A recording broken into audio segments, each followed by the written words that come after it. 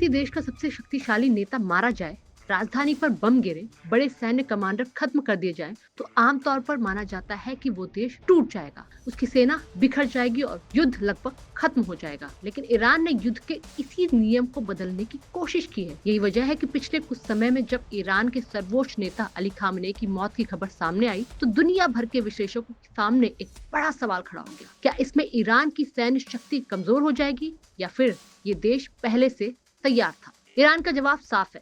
उनके मुताबिक देश की ताकत किसी एक नेता, किसी एक मुख्यालय या किसी एक शहर पर निर्भर नहीं है। यही सोच एक ऐसी सैन्य रणनीति में बदल गई जिसे मोज़ेक डिफेंस कहा जाता है। ये रणनीति साधारण नहीं है। इसे इस तरह डिजाइन किया गया है कि अगर दुश्मन ईरान के शीर्ष नेतृत्व को निशाना बनाए, बड़े सैन्य ठिकानों को नष्ट कर दे और या कम्युनिकेशन सिस्टम को खत्म कर दे, तब भी युद्ध रुकने वाला नहीं है। मोज़ेक शब्द का मतलब होता है कि कई छोटे छोटे टुकड़ों से मिलकर बनी एक बड़ी तस्वीर। यानी ईरान ने अपनी पूरी सैन्य व्यवस्था को भी इसी तरह बनाया है। दुनिया की ज्यादातर सेनाओं में एक केंद्रीय कमांड सिस्टम होता है। सारे आदेश एक मुख्यालय से आते हैं।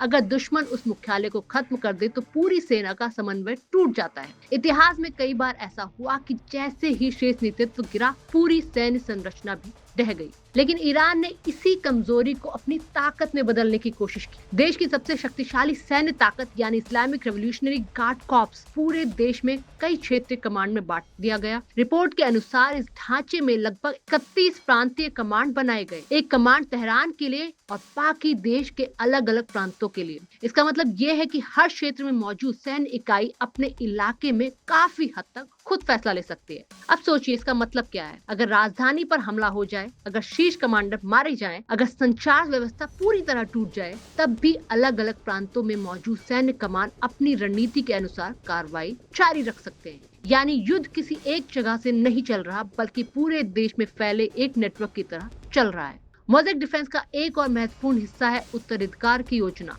ईरान के सैन्य ढांचे में कई कमांडरों के लिए पहले से तय किया जाता है कि अगर वे युद्ध में मारे जाएं तो उनकी जगह कौन लेगा। कई बार ये सूची कई स्तर नीचे तक बनाई जाती है। इसका मकसद ये है कि किसी एक व्यक्ति की मौत से पूरे ऑपरेशन पर असर न पड़े। ईरान ने अपने हथियारों को भी इसी रणनीति के तहत फैलाकर रखा है। मिसाइल ठिकाने अलग अलग जगहों पर बनाए गए हैं, कई सुरंगों और पहाड़ों के भीतर छिपे हुए हैं। कुछ मिसाइल लॉन्चर मोबाइल प्लेटफॉर्म पर तैनात किए गए हैं, जिन्हें खास सैन्य वाहनों के जरिए लगातार एक जगह से दूसरी जगह ले जाया जा सकता है, जिससे दुश्मन के लिए उनकी सटीक लोकेशन पता लगाना बेहद मुश्किल हो जाता है। ड्रोन यूनिट्स और नौसैनिक क्षमताएं भी अलग अलग क्षेत्रों में फैलाई गई हैं। इसका मतलब ये है कि अगर दुश्मन किसी एक ठिकाने को नष्ट कर दे, तो भी दूसरे ठिकानों से जवाबी हमला जारी रह सकता है। ईरान के रणनीतिकारों का कहना है कि इस सोच को बनाने में पिछले 2 दशकों के युद्धों में बहुत कुछ सीखा गया। उन्होंने देखा कि आधुनिक तकनीक और शक्तिशाली वायु सेना होने के बावजूद बड़े देशों के लिए किसी क्षेत्र में लंबे समय तक युद्ध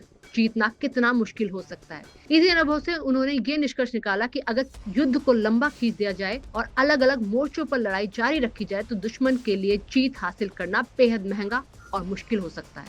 यही वजह है कि मोज़ेक डिफेंस का असली मकसद सिर्फ रक्षा करना नहीं है, बल्कि युद्ध को किसी तरह फैलाना है और उसे जल्दी खत्म करना लगभग नामुमकिन हो जाए। दुश्मन को हर जगह छोटे छोटे हमलों और लगातार जवाबी कार्रवाई का सामना करना पड़े। हालांकि कुछ विशेषज्ञ ये भी कहते हैं कि इस तरह की विकेंद्रीकृत व्यवस्था में जोखिम भी होते हैं। जब स्थानीय कमांडरों को ज्यादा स्वतंत्रता मिलती है, तो कभी कभी गलत आकलन या अचानक सैन्य कार्रवाई की संभावनाएं भी बढ़ सकती है।